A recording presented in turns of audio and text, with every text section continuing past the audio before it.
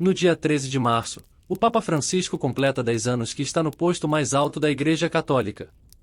O Papa, que se chama Jorge Mário Bergoglio e nasceu na Argentina, no ano de 1936, é o 266º representante mais importante da Igreja Católica e chefe de Estado do Vaticano, e o primeiro oriundo da América Latina.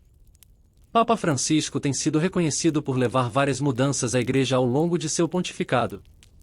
Neste vídeo, listamos 5 dessas novidades, que por vezes causam alguma polêmica entre os fiéis. Assista até o final, se inscreva em nosso canal e comenta aqui embaixo: tudo o que está acontecendo na Igreja Católica está de acordo com a Bíblia e com os ensinamentos de Jesus? Canal de Olho no Mundo. O que a Globo não mostra, você vê aqui. Primeiro, nunca tantas mulheres trabalharam no Vaticano. Atualmente, há 1.165 mulheres empregadas pelo Vaticano. Este é o número de funcionárias mais alto que já foi registrado, e muitas delas estão em cargos de liderança. Quando o Papa Francisco assumiu, em 2013, este número era de 846. Ou seja, de todos os funcionários, a porcentagem de mulheres saltou de 19,2% para 23,4%.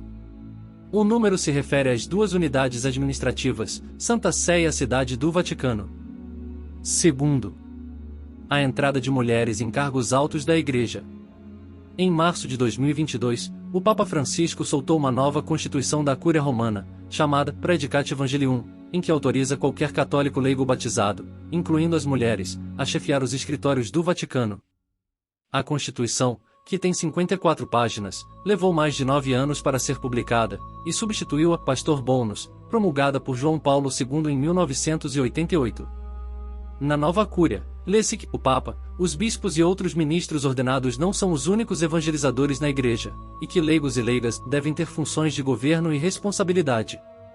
No texto, Francisco ainda institui que as escolhas para estes cargos devem se basear na competência profissional, na experiência pastoral, na vida espiritual, no senso de comunidade e no amor aos pobres, além da capacidade de reconhecer os sinais dos tempos.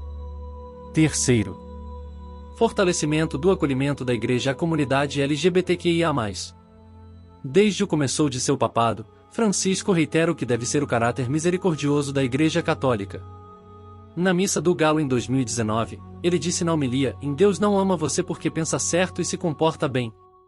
Ele te ama, e isso basta." Em 2018, contudo, ele já havia chamado a atenção quando se dirigiu a um fiel do Chile e disse: "Em Juan Carlos, que você é gay não importa. Deus te fez assim e te ama assim, e eu não me importo. O Papa te ama assim. Você precisa estar feliz com quem você é", afirmou. Em janeiro deste ano, Papa Francisco foi ainda mais enfático. Ele veio a público para criticar e categorizar como injusta as leis de alguns países que criminalizam a homossexualidade. No seu argumento, disse que Deus ama todos os seus filhos assim como eles são. Francisco ainda solicitou que os bispos católicos se posicionem contra essas leis e que acolham a comunidade LGBTQIA+ na Igreja. Quarto, o esforço para expor escândalos do passado da Igreja. Diferente de outros papas que o antecederam, Francisco tem mantido uma postura mais firme em relação aos crimes da Igreja Católica, como os escândalos sexuais. Em 2021, quando foi divulgado um relatório revelando que, desde 1950, mais de 216 mil crianças e adolescentes foram vítimas de abusos pela Igreja na França, o Papa se manifestou duramente. Ele se posicionou dizendo: "Em desejo expressar às vítimas a minha tristeza e minha dor pelos traumas sofridos, e também minha vergonha, nossa vergonha, pela incapacidade da Igreja, durante muito tempo, para colocá-las no centro de suas preocupações. É o momento da vergonha." Francisco ainda ordenou que os líderes católicos mantenham esforços para que esses casos nunca se repitam, e cobrou das autoridades francesas que os casos sejam punidos. Quinto, estabelecimento de laços com líderes indígenas e defesa do meio ambiente. O Papa Francisco também colocou entre suas pautas a defesa da natureza e a preservação do território e da população indígena. Por conta disso, em 2019, foi realizado o Sínodo da Amazônia, reconhecido como uma resposta do Papa Francisco à realidade da Pan-Amazônia, a da qual fazem parte Colômbia, Peru, Venezuela, Equador, Bolívia, as Guiana Inglesa, Guiana Francesa, Suriname, além do Brasil. Em maio deste mesmo ano, Papa Francisco encontrou o líder indígena brasileiro Raoni Metuktiri, um dos nomes mais atuantes na defesa da Amazônia. O líder Kayapó viajou para a Europa acompanhado de 3 outros líderes indígenas do Xingu, e foi recebido pelo Papa.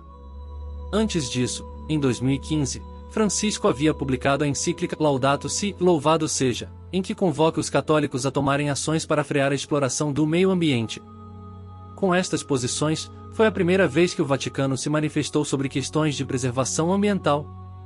Essas foram as principais mudanças na Igreja sob o comando do Papa Francisco. Comenta aqui embaixo se você concorda e não se esqueça de se inscrever em nosso canal, curtir o vídeo e compartilhar com um amigo. Por aqui nós continuamos, de olho no mundo.